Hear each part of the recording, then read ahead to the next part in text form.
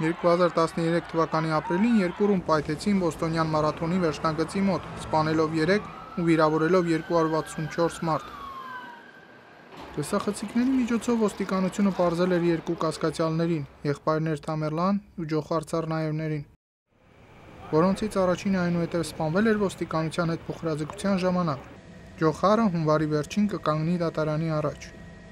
Պարզելու համար, թե ինչու դա տեղի ունեցավ, շատերը մատնանշում են Թամերլան Ցառնաևի ուղևորությունը Դաղստան։ Նովայա Գազետա թերթի թղթակից Իրինա Գորդիենկոն կարդացել է Թամերլանի վերաբերյալ Դաղստանի ներքին գործերի նախարարության գաղտնի փաստաթղթերը։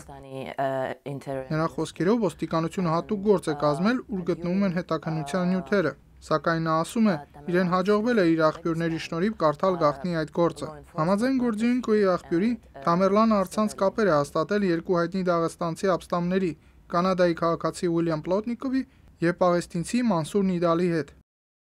Գորդիենկոն ասում է, որ Դաղստանի անվտանգության մարմինները վերահսկել են ապստամբների հետ Թամերլանի շփումները։ Ես հաստատ գիտեմ, ասում է նա, որ անվտանգության տեղի ուժերը Ցառնաևի վերաբերյալ հայց են ներկայացրել Ամերիկա։ Նրա խոսքերով,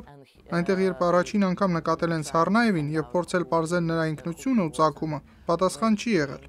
Գորդիենկոն տեղեկություն ունի այն մասին, որ Թամերլանը մի քանի անգամ վիճաբանություն է ունեցել Մախաչկալայի մզկիթում, ուր վերջինիս հիշում են որպես անկայուն մի անձնավորություն։ Թամերլանը նմանատիպ կերպով ընդհատել է կրոնական ծառայությունը նաև Մասաչուսեթս նահանգի Քեմբրիջ քաղաքի մզկիթում։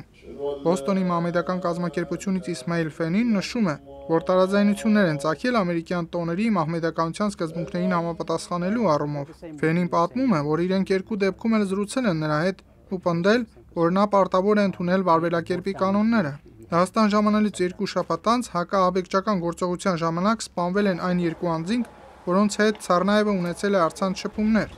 Գորդիենկոն նշում է, որ այդ ժամանակ Թամերլանը նկատել է իր նկատմամբ վերահսկողությունը և վերադարձել ԱՄՆ։